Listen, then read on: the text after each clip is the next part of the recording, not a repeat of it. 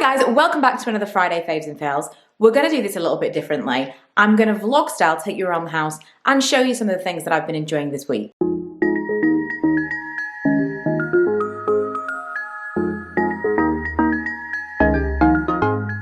We'll kick it off in the bathroom, and I found this shamefully under my bed. It had rolled under the bed and I completely forgot that I even had it. This is so lovely. I got out of the bath a couple of times this week. I've used it, and I got out of the bath after I'd scrubbed and shaved and whatever, and I just put it all over my body. It's a body and hair oil.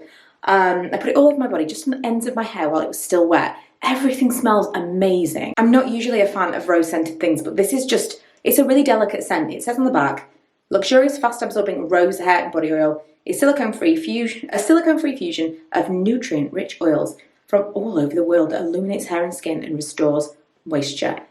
It feels super luxurious, it does. And this isn't something necessarily that I'll use every single time I take a bath or a shower, but maybe once a week as a bit of a pick-me-up. It's a little bit fancy. And if you only use it as a hair oil, it would last forever. While we're talking about oils, I thought it would be worth mentioning, Milo has developed, it's kind of like contact dermatitis, but it's like an eczema. It's from excessive hand washing. This is not the regular amount of hand washing for current times. It's excessive hand washing. He's a little bit, he is obsessive about it. And so we've had to take steps to try to like care for his hands, because they're just getting very, very dry and red and sore all of the time. But it's just his hands, and this is a brand new phenomenon. So we've been using this Oilatum.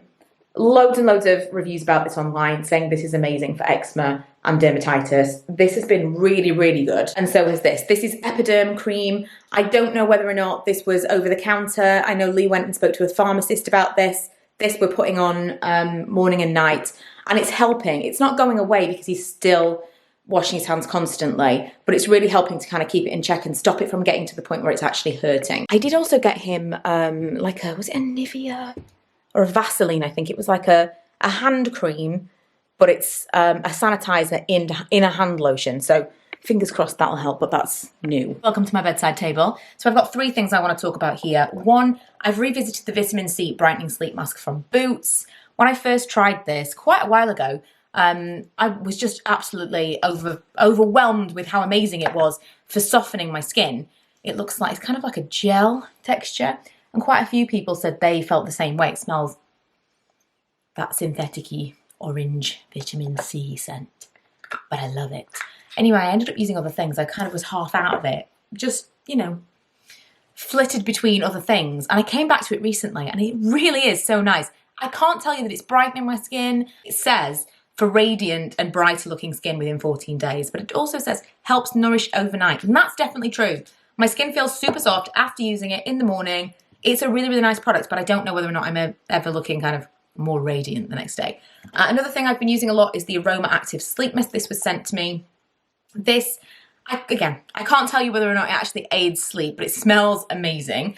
A different kind of sleep scent. It's like, it's very lavendery, but it's got a warmth to it as well. Anyway, what I like to do is about an hour before we go to bed, I'll pull back the duvet kind of halfway and just spritz it all over the inside of the bed. By the time we come to bed, it's just like scented sheets without any of that moisture. It's just a nice, again, looking for like bougie ways to make the house nicer while we're still stuck in it.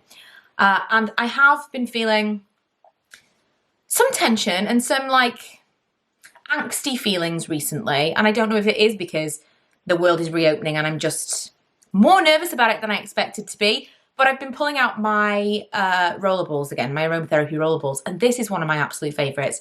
It's This Works Breathe In. This Works Breathe In. This used to be when I went through like a real low period and I really struggled to catch a breath.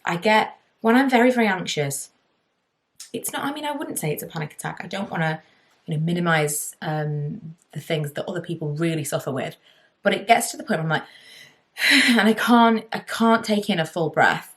And this was one of the only things that I remember really easing that feeling. Like if I was out and about and I was just feeling so tense, like my chest was getting tighter and tighter and I just couldn't take a full breath. This was pre-masks, so it was nothing to do with that. I remember I would roll this on, let's say I was in the supermarket, inhale it, and it just, something calmed me, something relaxed me. I completely believe in aromatherapy in that sense, that it would actually help your mood and it can really shift something inside you. And this, I didn't use the whole thing at the time, and it's been something that I've kind of gone back to whenever I'm feeling particularly anxious. And I thought it was probably worth recommending right now, especially in a tiny rollerball form, because if, like me, you want to go out and do things and you want to rejoin the world, but you're also kind of feeling a little antsy about it, I think this is quite handy. We're in the other bathroom. Let's talk about this. This is the Skin Doctor's Hair No More.